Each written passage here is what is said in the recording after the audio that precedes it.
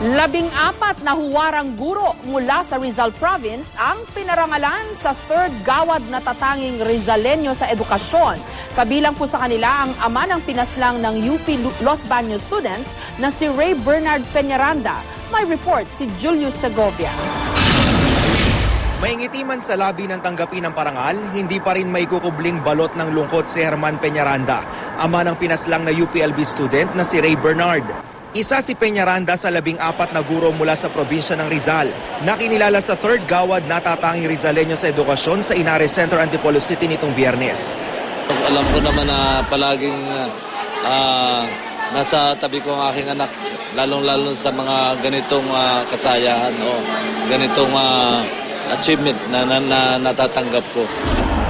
Imbes na buong pamilya, ang panganay lang na si Ana ang kasama ni Herman nung araw na tanggapin ang pagkilala.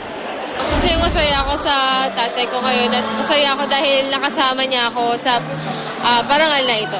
Kung sakali, lalo na kung available si Ray, for sure nandito yun. Dekada 90 pa nang simula ng Rizal Provincial Government na palakasin ang sektor ng edukasyon sa probinsya sa ilalim ng binuong Goronasyon Foundation Incorporated. We have this multiplication factor in terms of sharing. Pag magaling ang teacher mo, gagaling din ang mga estudyante mo eh. So following that philosophy and the disciplines involved in the program, we have a better chance really of upgrading and making our students competitive. Ngayong umunlad na ang programa sa pambihirang pagkakataon na pagsama-sama nila ang private at public school teachers mula sa DepEd, TESDA at higher education institutions, kabilang din ang mga non-teaching personnel na lalawigan.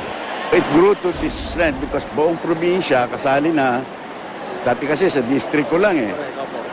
And then all levels of education including skills. So this is the bigger one.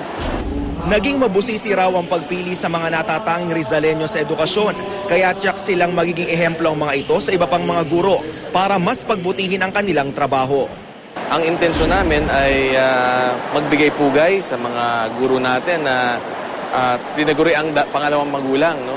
At kahit papaano maiparama sa kanila kung gaano natin na-appreciate, no, yung kanilang ginagawa para sa ating kabataan. Bukod sa plaque of recognition, nakatanggap din ng cash gift ang 14 na honorees. Julius Segovia, GMA News.